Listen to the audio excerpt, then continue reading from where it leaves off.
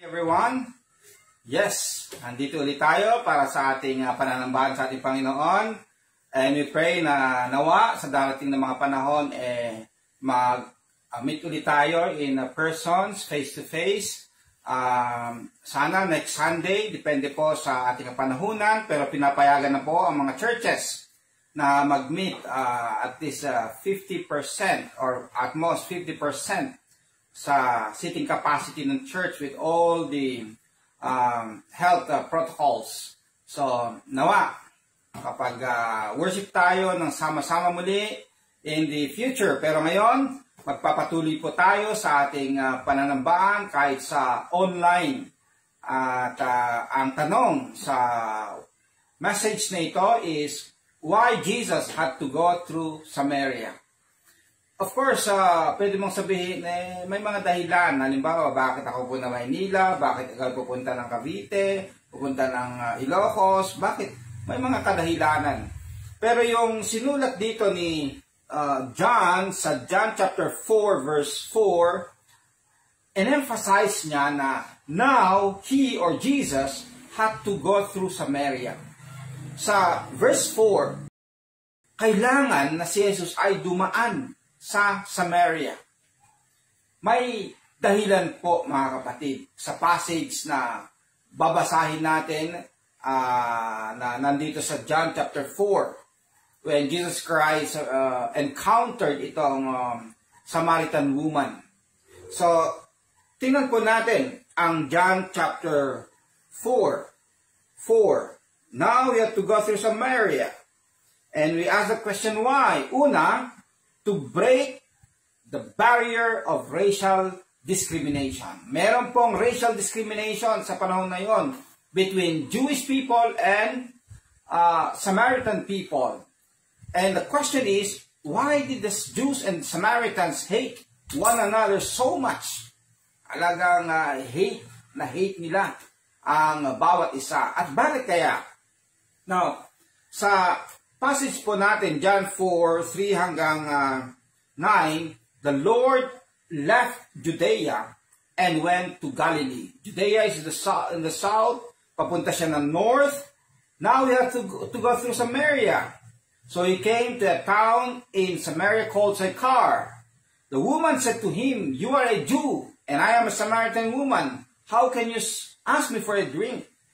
For Jews do not associate with Samaritans. Right? Ang Jewish people, hindi sila nakikipag-associate sa Samaritans. Kaya yung Samaritan woman, in-approach ni Jesus Christ na, pwede bang pahingi ng tubig? Okay? Sabi ng Samaritan, bakit ka humihingi? Hudyo ka. Samaritano ako. Hindi pwede at that time na mag-usap man lang or magkaroon ng kwentuhan or patulungan yung isa dahil sa kanilang racial prejudice. The Jewish people, they look down upon the Samaritans. Bakit? Kasi itong mga Samaritans, sila ay mga hybrid, mga mistiso at saka mistisa. Kung ngayon, mga mistiso, mistisa, ang kaganda, popogi, hinahangaan. Pero sa time na yon, pag ikaw ay crossbreed, may problema. They look down sa mga katulad nila ng mga Samaritans. Kasi ang Samaritans, Hudyo, ang isang magulang, pero ang isang magulang ay Gentile.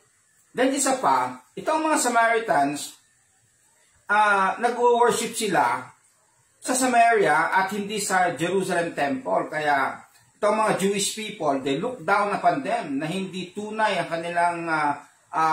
kanilang katuruan. So, mababa ang tingin nila sa mga Samaritans. Right?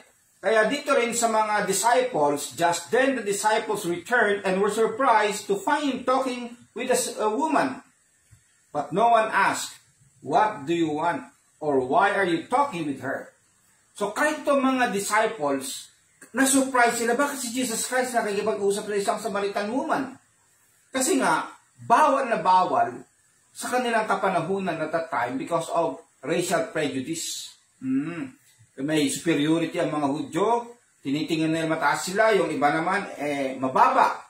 Alright? Sila yung mga pinili, iba discriminated. Alright? Tingin nila sa mga hindi Hudyo, mga dogs. Alright? So, yun po yung sitwasyon at that time. Now, ito po yung mapa. Now, supposedly, ang ruta ng mga Hudyo, pwede silang dumaan sa dagat or dito. Hindi sila dumadaan kasi ito yung Samaria. Ito ay Judea, pagpupunta sila ng Galilee, usually long cut yan. Kahit ngayon, yung mga talagang conservative na mga Hudyo, hindi sila dumadaan ng shortcut. Long cut talaga sila. Kasi nga, meron pa rin silang ganon na pananaw. Very, may racial discrimination pa rin pagtingin nila. So, yun yung experience namin mag-asawa. Pagpunta dito from Judea hanggang Galilee, about 3 hours by bus, mas matindi yung panahon at the time. Mas matagal yung paglalakad. Now, Jesus had to go through Samaria kasi kailangan niyang i-break yung racial discrimination. That's why he had to go through Samaria. Sa Galatians 3:28, sabi ni Paul, there is neither Jew nor Gentile, neither slave nor free, nor is male or female, for you are all in Christ. Dahil kay Kristo, pag lahat tayo nanampalataya kay Kristo, we are equal. Alright? Before Christ, before God, walang Hudyo o Gentile, Amerikano, or Pilipino, Bisaya, Ilocano, Tagalog. We are all equal before God in Christ. Okay? Walang mahirap, mayaman. Yun po yung equality in Christ. Now, ito yung nangyari sa history. Blacks laying for science white superiority theory. Minsan ginagamit nilang pang-experiment noon, yung mga blacks, mga aborigines ng Australia, kinakatay sila para gawing experiment sa scientific studies. During those days, itong mga blacks, kahit mga Africans, ginagawang mga slaves. Ang tingin sa kanila, mga subhumans, kalahating tao lang. Yun po yung problem with racial discrimination. Kahit si Hitler, yun po yun. Kaya tingin niya sa mga Hudyo naman, mababa, gusto niyang ubusin sila. Kasi ang kanyang paniniwala, influensyahan siya ni Friedrich Nietzsche about the Superman philosophy. Na sila raw yun, yung mga Aryan, mga Germans. Alright. Recently, eto naman, yung meron pa rin hanggang ngayon, paano pinatay si George Floyd ng white. And then, makikita natin yung racial discrimination. Then, yung mga Chinese, tinatawag silang mga virus. Okay, so sabi nila, my ethnicity is not a virus. Yan ang tawag nilang China virus, itong COVID-19. So, nagrarally sila kasi tinuring silang mga virus, and that is a racial discrimination. Just because you're a Chinese. Kahit itong mga broadcasters natin, nung pumunta ng America noon, anong lockdown, nakaranas sila ng racial discrimination. So this is a problem sa time ni Jesus Christ at hanggang sa ngayon. May mga katulad ni Martin Luther King Jr. who fought against racial discrimination. Sa time nila noon, bawal yung mga blacks sa upuan ng mga whites. May mga division. So, he fought. Sabi niya, I have a dream that my 4 little children will one day live in a nation where they will not be judged by the color of their skin, but by the content of their character. Yan po. Pangalawa po, kung bakit Jesus Christ had to go through Samaria is for lost sinners. Jesus answered her, itong woman, if you knew the gift of God, and who it is that asks you for a drink, you would have asked him, and he would give you living water. Ito po ang tunay na hinahanap ng babae. Ang kaligtasan na nagmumula kay Jesus Christ, living water. Itong woman, nagsabi siya, okay, marahil propeta ka, marahil gusto ko yung water na yan. Okay, sabi ni Jesus Christ, Jesus said to her, you are right when you say you have no husband. The fact is, you have 5 husbands, and the man you are now living with is not your husband. What you have just said is quite true. Nakita natin dito yung buhay ng babae na punong-puno ng kasalanan, kasamaan. At marahil sa kanyang lugar, he was looked down upon ng kanyang sariling mga kababayan. Kasi sa tingin nila, hindi malinis ang kanyang buhay. Iba-iba ang kanyang napangasawa. Pero makita natin dito, yung dinidil ni Jesus Christ sa isang tao, yung problem of sin. Kasi nga, ito yung reason kung bakit dumating si Jesus Christ para sa mga makasalanan. So isang makasalanan na Samaritano, dumating si Jesus Christ para i-offer niya ang living water. Eternal life. Jesus declared, believe me, woman, for salvation is from the Jews. Basahin ko sa John 4, yung hulo passage. Sabi dito. John 4:21 hanggang 22. Jesus declared, believe me, woman, a time is coming when you will worship the Father neither in this mountain nor in Jerusalem. You Samaritans worship what you do not know. We worship what we know, for salvation is from the Jews. Salvation is from the Jewish people. Meaning, yung Messiah, yung tagapagligtas ay manggagaling sa mga Hudyo, at yun si Jesus Christ. Kaya sabi niya, believe me, woman. Isa sa mga words na paulit-ulit na emphasize sa book of John is the word believe. Sumampalataya ka, maniwala ka. So sinasabi niya sa woman na ito, ako ang magbibigay ng living water. Maniwala ka sa akin. Believe me, woman. Salvation comes from the Jewish, from me. Parang sinasabi niya, ako yun yung nagbibigay. Believe in me, in what I am saying. So yun po yung challenge ng salita ng Panginoon, always to believe. Magkakaroon ka ng childlike faith kay Jesus Christ. Ito po yung very famous na song.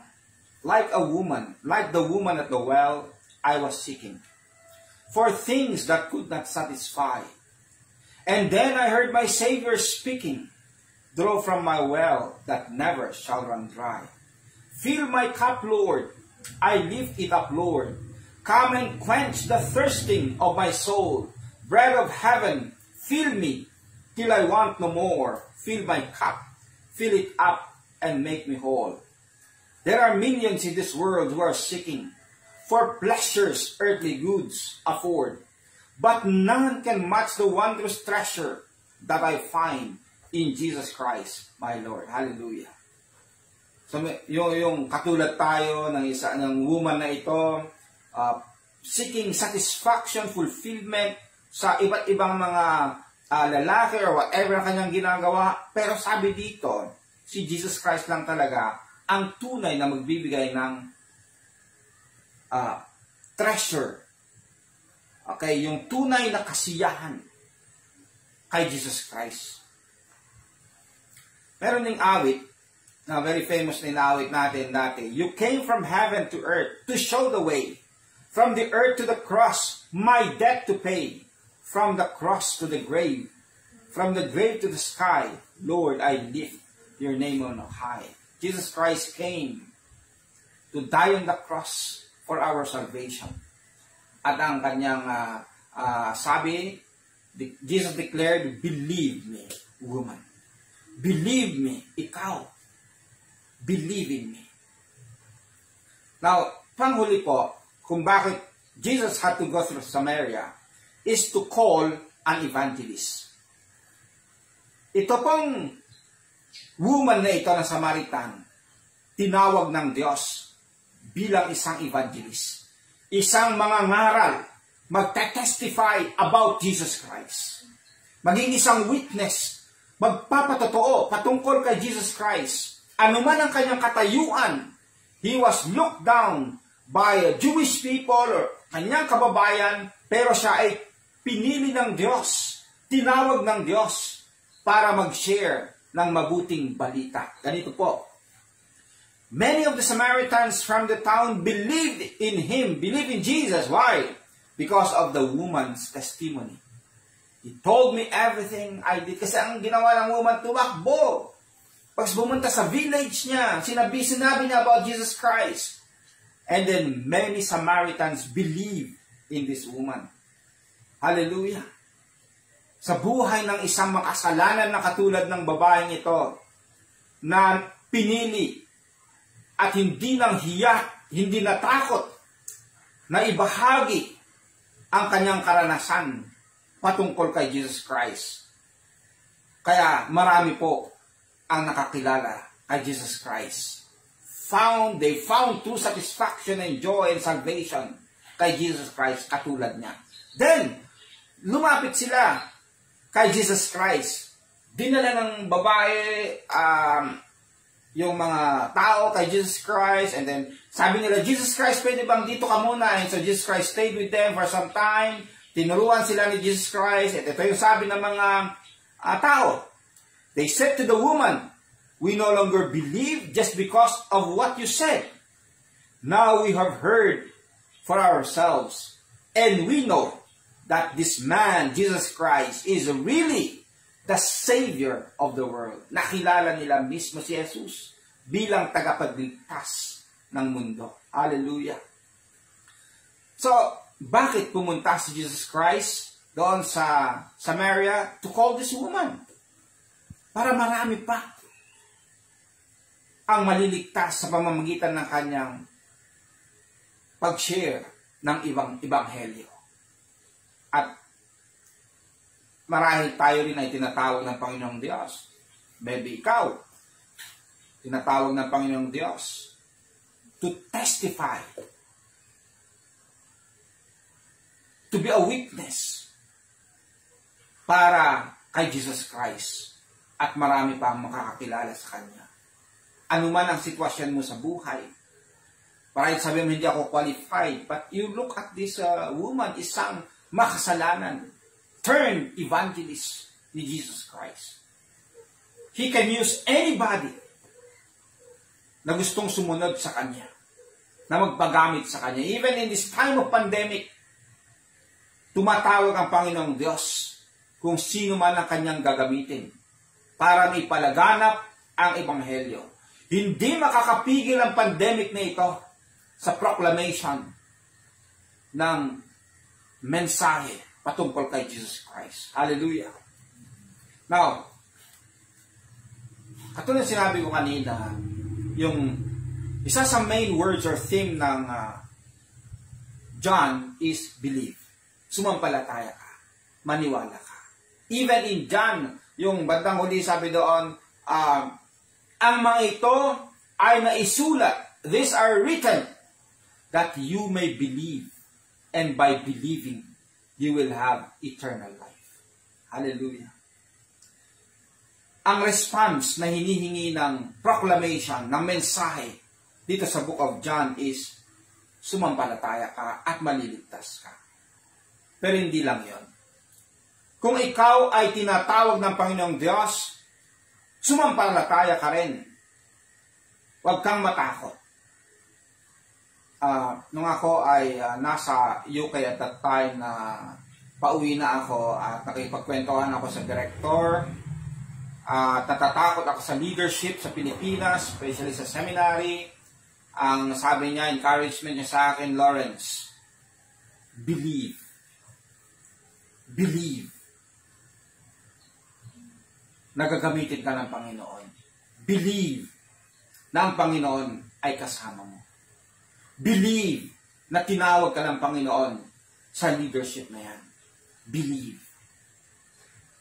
So, hindi lang itong believe na ito ay para ikaw ay maligtas.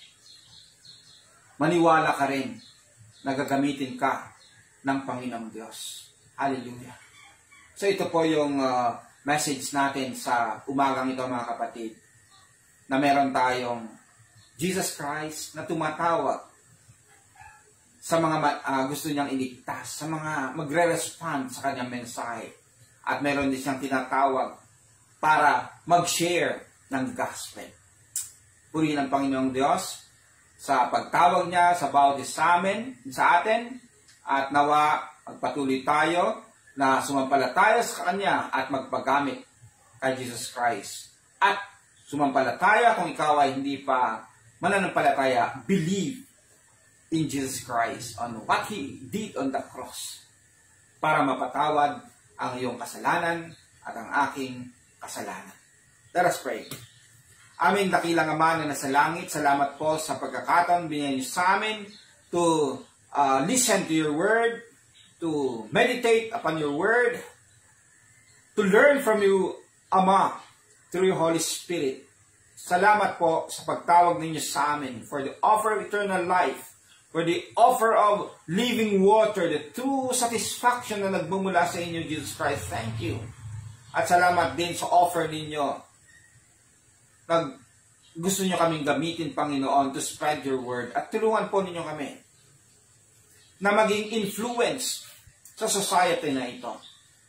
And in the midst of discrimination, na kami ng mga Christians, hindi kami susunod doon, but we will fight against the evil of discrimination. Kung meron kayo pinapagawa sa bawat isa amin, Panginoon, individually and as a church, pangunahan po ninyo kami, aming Ama na nasa langit. Sa sitwasyon ngayon na marami pa rin ang nagkakasakit, we pray for a special favor sa amin na inyong mga anak. Kalakasan at kalusugan, Panginoon, para magampanan namin ang tungkulin na inyong iniatang sa amin sa inyong mga anak, Panginoon. At marami pa ang makakakilala sa inyo, ang sasamba sa inyo, aming Ama na nasa langit. Thank you, Lord, for our members, Emmanuel Christian Church, all the leaders of the Emmanuel Christian Church. We pray for them for continuous blessings and protection against this COVID. Dinadalangin din namin, Ama, ang panahon na kami ay magkakasama-sama face-to-face to worship you together, Panginoon. We just commit to you. Kayo po ang nakakaalam ng lahat, Panginoon. And we pray for our brothers and sisters na nagsaselebrate ng kanilang kaarawan this September. We commend them into your grace for your love and care and protection. Ganun din yung nagsaselebrate ng kanilang anniversaries. We pray for them and commend them into your grace. Purihin kayo sa kanilang buhay, Panginoon. Thank you for your love and care sa kanila at sa kanilang mga mahal sa buhay, and to all of us, to the glory of your name. The grace of the Lord Jesus Christ, the love of God the Father, and the fellowship of the Holy Spirit be with us all evermore. Amen and amen. Pagpalain tayo ng Panginoon.